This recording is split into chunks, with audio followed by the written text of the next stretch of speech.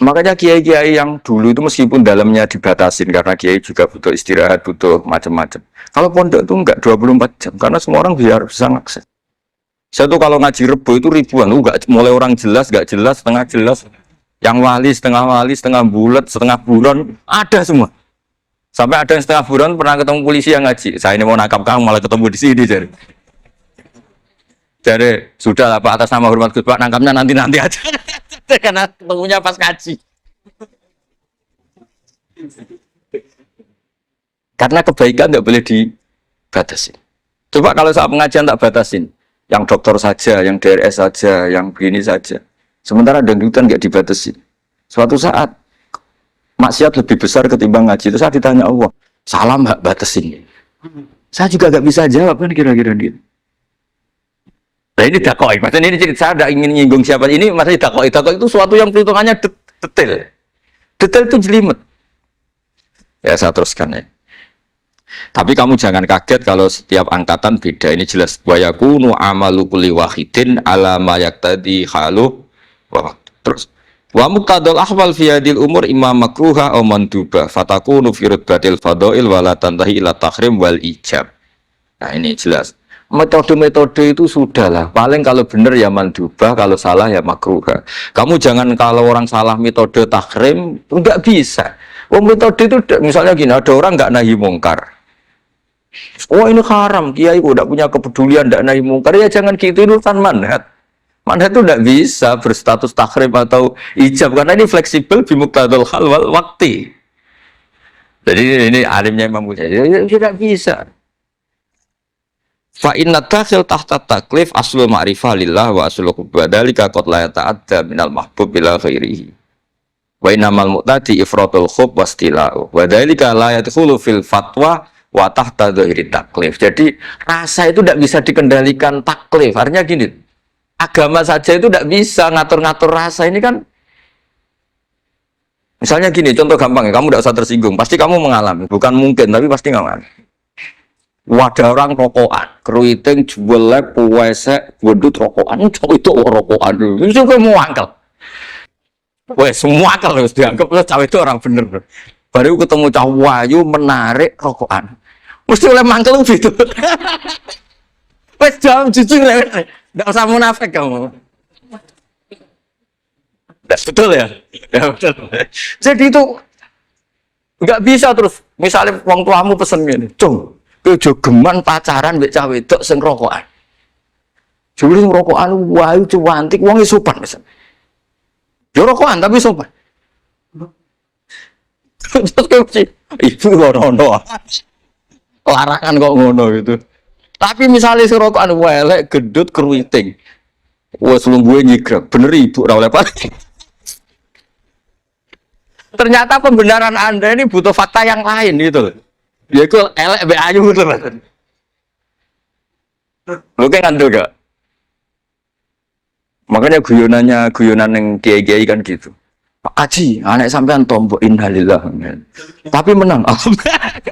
Itu ya guyonan, tapi menurut saya itu betapa manusia itu mudah diombang-ambingkan nih. Masyhur tuh guyonan di kiai-kiai. Pak Haji ono cawe itu numpak sepeda motor GL Max Pro, dan di saya kan sepeda lanang. Wah, luput suwo kebablasan. Bareng ngono. Tapi niku ponane jenengan, muga-muga terus pura pangeran. Ternyata orang reaksi ya berdasar kroni kan. Kalau yang maksiat orang lain yang tidak hubungan dengan kita, ganti lanat pangeran gitu. Terus dikasih tahu niku ponane jenengan. Muga-muga terus pura pangeran. Jangan-jangan kita juga gitu loh. Dengar orang yang maksiat di tempat-tempat maksiat langsung benci. Tapi bareng dikabari, niku koncone jenengan sing nate nyervit gratis jenengan traktir. Muga-muga bareng itu. Reaksinya. Karena al-insan Abdul Ihsan. Jadi ini bukan fatwa yang mengikat ndak. Nanti takut ijabu malam yajib tadi. Tapi ini kita ngomong ilmiah, kita ngendikan ilmu berdasar yang difatwakan Imam Ghazali di kitab apa? Ikhya. Jadi ini pernah tak baca di depan 100 ulama di pas 100 harinya mungkin lebih ribuan mungkin yang datang pas acara itu. Dan itu dilegitimasi. Jadi ini itu mutafak lah. Karena saya tidak ngomong mingki bali nafsi, tapi berdasar teks yang ada di Ihya. Soal nanti misalnya kita salah di interpretasi atau salah di perilaku, ya itu normal kita sebagai manusia. Tapi saya pastikan kitab ini orisinil. Bahwa mulai dulu menanggapi kemaksiatan, kemungkaran itu terjadi 3 kelompok. Tapi semuanya tentu ingin merubah. Saya pastikan yang yahlidul qola juga tidak karena kebencian pribadi.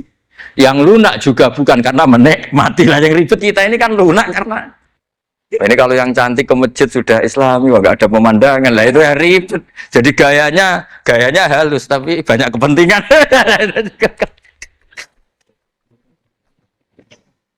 Ya ini jelas ya. Jadi mulai dulu makanya Imam Ghazali sampai punya gelar Hujjatul Islam. Di sini kelihatan apa detail-detailnya Imam Ghazali. Dan beliau berargumentasi. Zaman sahabat pun ketika melihat seperti itu, ya beda-beda kan. Di antara yang didawuhkan beliau kan mulai periode apa? Sahabat kan.